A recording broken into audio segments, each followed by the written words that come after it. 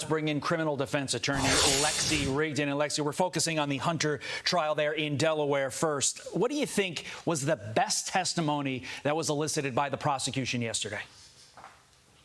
Well, can you imagine having your exes testify against you in a trial? I mean, talk about a nightmare. But I think it was just the testimony from Zoe Keston especially, because she actually was hanging around him at the time that he bought this gun. Now, the defense had seized upon the fact that in October of 2018, she had not seen him, but she had seen him before that in September, and she'd seen him after that in November. And her testimony that he was smoking crack every 20 minutes, and the text message that Brooke just referenced about how he will always be an addict, I think those two things were very important pieces of evidence for the prosecution. Lexie, this is a case where the facts presented at trial and corroborated by Hunter's own book sort of meld and match with the elements of the crime.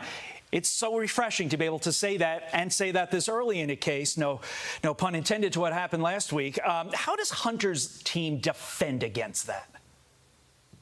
Well, they've kind of telegraphed how they're going to do that, which is centering around the definition of actually what it means to be an addict. What did that actually mean on the form? And maybe he was actually truthful at that time. Maybe for that month or so, or at that time period in October of 2018, he wasn't using and he was actually truthful on that form. And what does it actually mean to be an addict? And how is the jury going to be instructed on what being addicted to something actually means? He calls himself an addict, but does that mean that he's an addict for purposes of the time period when he's filling out that form? Now, obviously, I think that that's why that text message becomes important, because he's saying that even if he is sober, he's always going to be an addict. But, you know, the evidence here is pretty straightforward, which is also why the trial is so relatively short in comparison to what we just saw with what happened with Donald Trump. The prosecution's going to be resting its case possibly today after calling, a few witnesses. And so I think that that's what the defense really has to seize on, is that he didn't actually fill out the form untruthfully because he wasn't using at the time and potentially didn't consider himself an addict.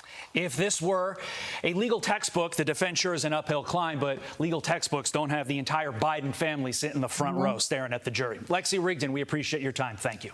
I'm Steve Doocy. I'm Brian Kilmeade. And I'm Ainsley Earhart. And click here to subscribe to the Fox News YouTube page to catch our hottest interviews and most compelling analysis.